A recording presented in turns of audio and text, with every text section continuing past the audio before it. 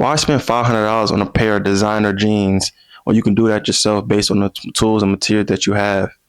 Today, I'm going to teach you step by step how to make distressed jeans and how I make my distressed jeans. But first, let me get into the tools and everything that you need.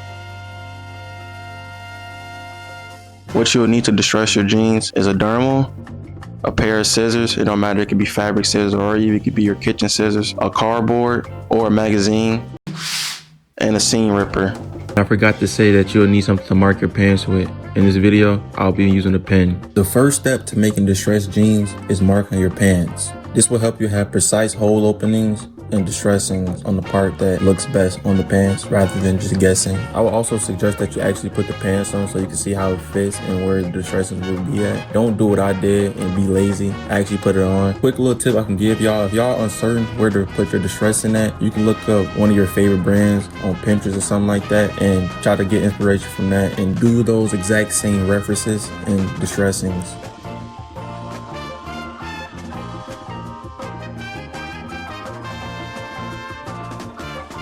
The next thing I do is I slide a magazine inside the jeans so I don't accidentally distress the back layer of the jeans as well.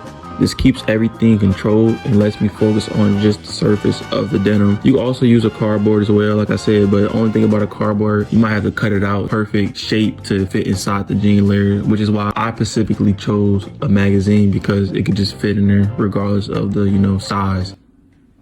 Pause. Now that we are getting to the tools, the first thing you want to do is grab your Dremel. You can see what I'm using, what type of top I'm using for the Dremel. I feel like this is the best top to use to put on top of your Dremel. If you want this Dremel, I will leave the link down below. I got it on Amazon for $25. For the Dremel, you want to go across the denim lightly. Don't try to press down too hard and don't try to press down too soft. You want that like perfect pressure, I guess you could say. But if anything, you do want to press down lightly, because if you press down too hard, you can create a hole, and a hole is something I'm not going for. I'm probably going to do a hole distressing when it comes to the knees only. Use the Dremel lightly to wear down the surface. Kind of want to treat it like a coloring book. You want to go all around and then work your way inside the middle, back and forth like a Leah type shit. But now let me stop playing. The goal here is subtle fading and texture, not burning through the fabric though.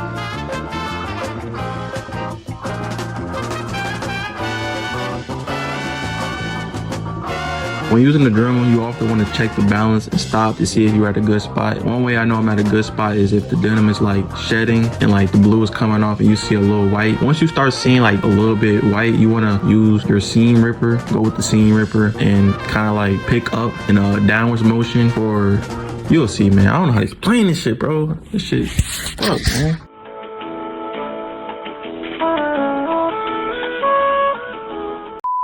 After using the Dremel, I switched to a seam ripper and start pulling out the threads horizontally. This is where the distressing starts to feel and look more real. And this is probably one of the most important parts, so you really want to take your time on this for real.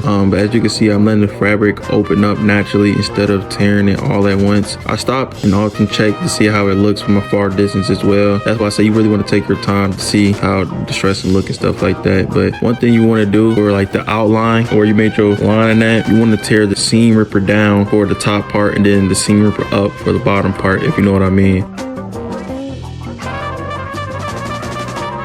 I ain't gonna lie, one of the hardest parts is knowing when to stop, low key. I ain't gonna lie to you, that's why you really gotta pay attention and take your time for real with the distressing. But overall, the distressing is pretty easy. It's not really too much work and too much to it.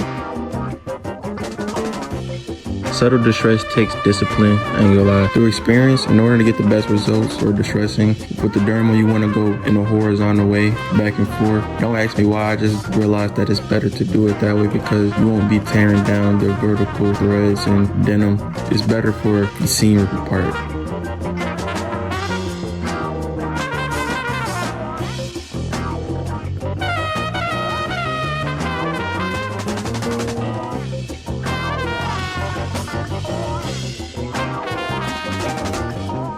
And that's really it. What you really want to do is take your time and trust the process, because I ain't gonna lie, this did take me a little minute to fully do this. I would say probably a couple hours. I ain't gonna say a few, I'm gonna say a few, but it did take me a couple hours to really, you know, do this. A tip I can give y'all is maybe watch a movie, put on some music, because it do take a little minute to really use a dermal and do all the things I'm doing. And it's also because my dermal that I got is cheap and it's weak. If I had a better dermal, it'd probably been less time. But you really want to let the denim guide you. The best distressing doesn't look done. It just looks lived in. It looks natural.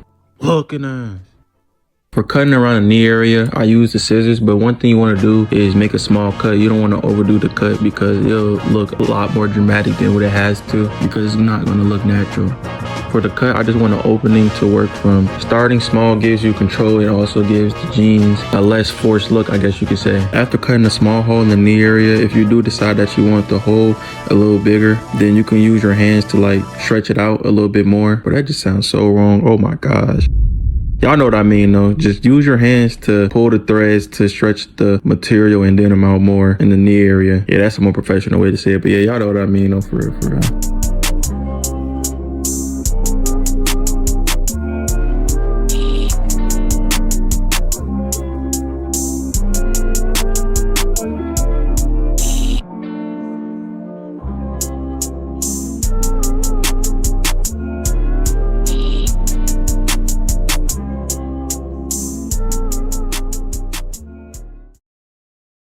Before I show y'all the final reveal, man, I just want to show y'all how it looked before. Like, look at the jeans before, bro.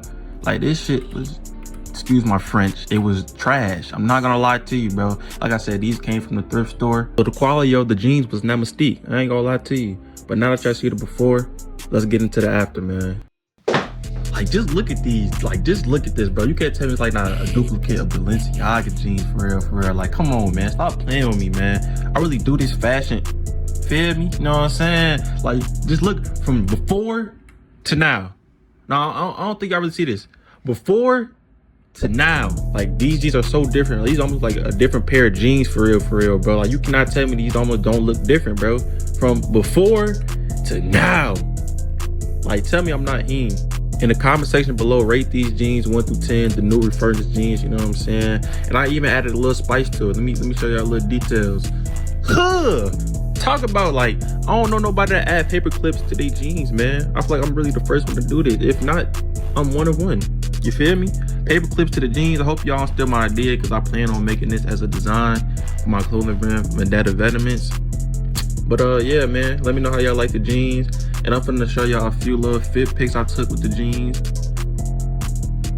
You know what I'm saying? I feel like the jeans is definitely way better compared to before. And make sure y'all like, comment, subscribe on the video. Let me know if y'all want more how-to tutorials on fashion. And yeah, I'm out, man.